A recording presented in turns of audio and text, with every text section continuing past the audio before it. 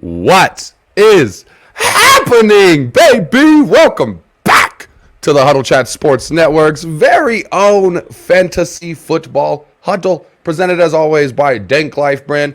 And this week we are presented by Big Ola's Heavy Equipment Repair on the Big Island out in Hawaii. Shouts out Big Ola yet again. And as you already know, it's your boy Dallas Clark as the host here today. We're going to be talking about the week one waiver wires that we need to be picking up after all the action in week one. And what a freaking weekend it was. Game on Thursday, game on Friday, games all Sunday long. And then the Monday night, pretty good game that we had. Got everything that we kind of expected this week. There were some unexpected occurrences that we're going to get into today, but really most importantly, I know we all have those waiver wires that we need to set over these next 24 hours or so. I wanted to get this video out a little bit earlier, but the travel was a little delayed coming back from Hawaii and things like that, so I had to get it as quick as possible to you guys. So for that, I apologize. But without further ado, let's fill up our cup, roll something up, and get right into talking about the players you need to scoop up after week one action going into your first waiver wire of the season. I'm absolutely excited, ladies and gentlemen.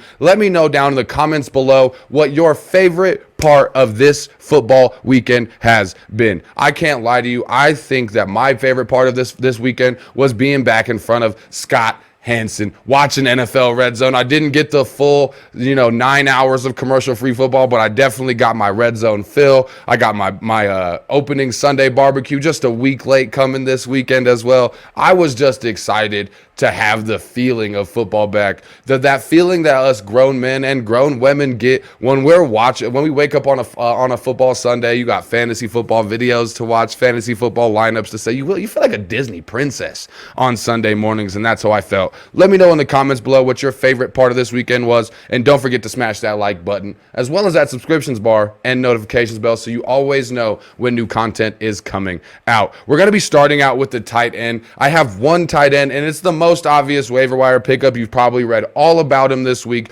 after his performance this week. You're looking at Isaiah Likely from the Baltimore Ravens, and if you guys didn't watch my late round tight end episode that I put out a couple weeks ago, you missed out because I have been singing the Isaiah Likely praises all season. Ladies and gentlemen, it's too late now to try to jump on the waiver wire train with Isaiah Likely. You might get lucky depending on your waiver wire order. However, I wouldn't be guaranteeing it. You're looking at Isaiah Likely. We already knew he was going to be heavily involved in this offense. We already knew that after his production last season that they were going to be running more two tight end sets. What we didn't know is that they were going to be double covering Mark Andrews at a higher rate than you've ever seen in his entire career. He was facing cornerbacks at an ungodly rate this last Sunday, at a higher rate that he has in his entire career, which allowed Isaiah Likely to get open for those 111 yards on that 12 targets and score that one touchdown. He definitely benefited from the defensive coverage on Mark Andrews. Will it always be like that? I don't exactly think so.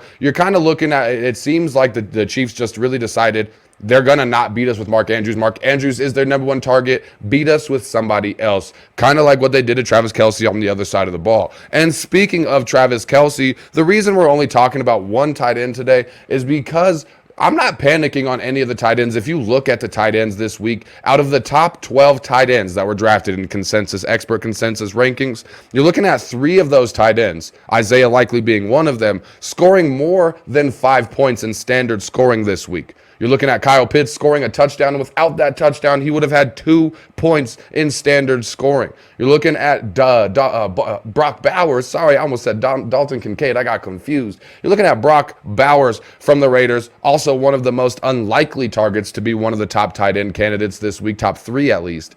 Had 5.8 points, I believe, in standard scoring, just on 58 yards.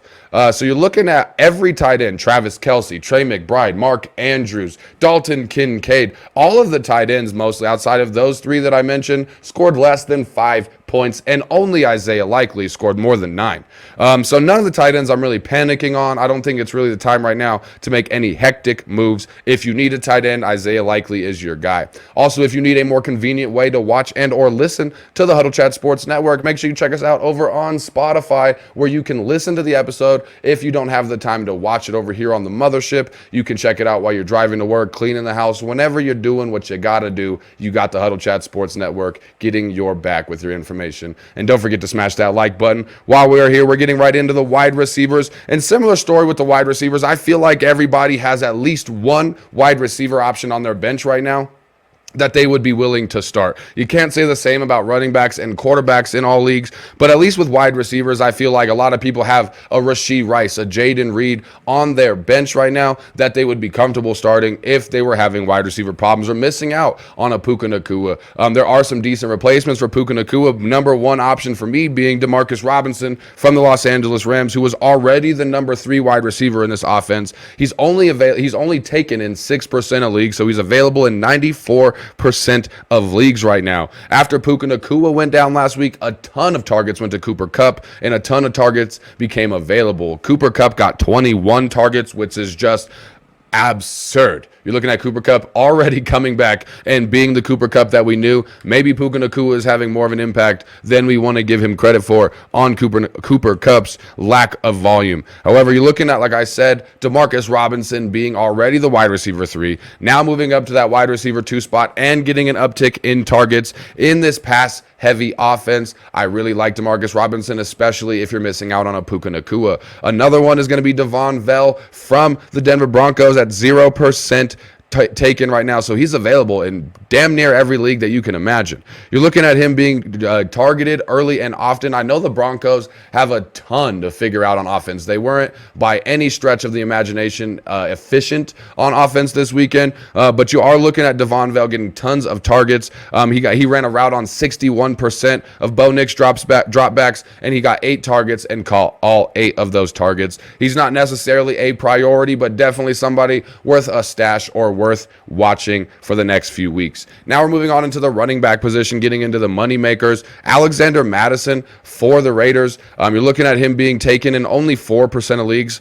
You're looking at Zamir White getting the star and getting the lion's share of the carries last week, but Alexander Mattison was far more efficient, and you're looking at him being a lot more involved in this offense than anybody was really prepared for.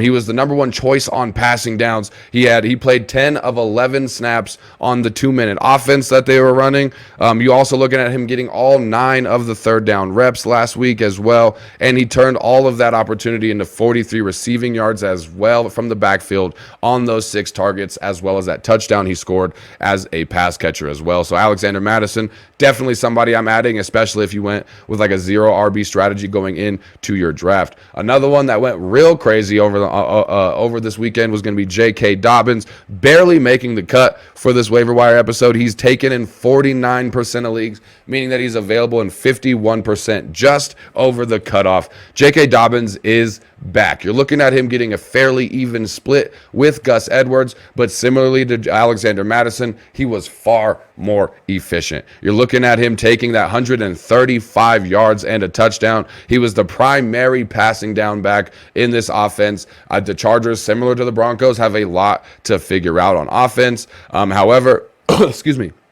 You're looking at J.K. Dobbins really taking his opportunity and running with it. No pun intended. You're looking at J.K. Dobbins coming off the knee problems for 2 years straight in 21 and 22, the Achilles tear in 2023. I think just as a football fan, it was great to see J.K. Dobbins come back and absolutely dominate this weekend. Some sleeper running backs I'm looking at, really just one, is Justice Hill from the Ravens. He's really taken that Tyjae Spears role behind Derrick Henry that he had in Tennessee last year. Now you're looking at him taking almost that exact same role. Justice Hill taking that almost exact same role behind Derrick Henry. He led all running backs out of the backfield with 8 targets this week, and he also had 6 catches for 52 yards. Like I said, not necessarily a priority, but definitely a sleeper worth taking on in a stash or adding into your watch list. Running through the quarterback position, I feel like a lot of us are comfortable at quarterbacks, but some people may need some help. I'm looking at Matt Stafford, who was quarterback 15 last year. He was the 11th overall quarterback in passing yards due to the insane volume that Los Angeles Rams offense passes at. And you're looking at him having the 2nd most yards total in week 1, passing yards as well. You're looking at Matt Stafford he's not going to blow the hinges off fantasy football, but he is a starter against the right matchup, especially in LA. So I like adding Matt Stafford, especially as a backup quarterback option in case you have a Jordan Love or somebody like that went down this week. Another quarterback that I'm liking to pay attention to is Baker Mayfield. He was the number one quarterback this week with the 4 touchdowns that he threw, and he was being drafted lower this year due to other quarterbacks having higher average points per game. And there was minimal changes on this Tampa Bay Buccaneers offense throughout the offseason, leading people to think Baker Mayfield was going to be kind of stagnant. But what I looked at this week and I noticed from the Tampa Bay Buccaneers and Baker Mayfield is that they're going to be far better this year than they were last year. And Baker Mayfield, who ended the year at quarterback 9 in 2023, looking like he can definitely still compete to be a low-end QB1, but definitely a really good backup quarterback to add. Last couple players we're talking about, some sleeper quarterbacks to pay attention to. Derek Carr, taken in 10% of leagues, available in 90% of leagues, averaged 18.5 points per game through the last third of the season last year. He's a starter against favorable matchups, and you're looking at Derek Carr having one of the easiest remaining schedules, which means he has favorable matchups almost all season long. You're looking at him being poised for high production this season as this schedule progresses. How this Saints offense is built, I'm really comfortable taking Derek Carr as a backup quarterback. Same thing with Sam Darnold, what I saw from him with the Minnesota Vikings. You're looking at the receiving weapons around Sam Darnold and the fact that the coach absolutely loves to throw the football in Minnesota. You're looking at him really going to have to try to not be a low-end QB1 towards QB15. I don't think he's going to be a bad quarterback. I definitely think Sam Darnold will be serviceable this year. You're looking at him having a real low need to throw the ball this game again, and they have the New York Giants next week, so there might not be an insane need for Sam Darnold to throw the ball next week either. However, after week 2, they have a lot harder schedules, a lot harder games coming up, so he's going to need to throw the ball more, which will give you the increase in production, increase in touchdown opportunity. All the things are looking up for Sam Darnold, so I'm definitely paying attention to him. That's going to do it for players that we're paying attention to in our week 1 finale as we go into week 2 for our first waiver wire run of the season. I got a rookie playbook episode coming up this evening or tomorrow morning, telling all you rookie players exactly what's going on with the waiver wire and helping it make sense for you guys. And then I also got some lessons that we learned in week 1, as well as the startums and situms coming out. So make sure you're always paying attention to the Huddle Chat Sports Network. And if you haven't yet, smash that like button and that subscriptions bar and that notifications bell. That's going to do it for me today, ladies and gentlemen. Keep your chin up and your attitude down, and I'll see y'all next time. Peace out.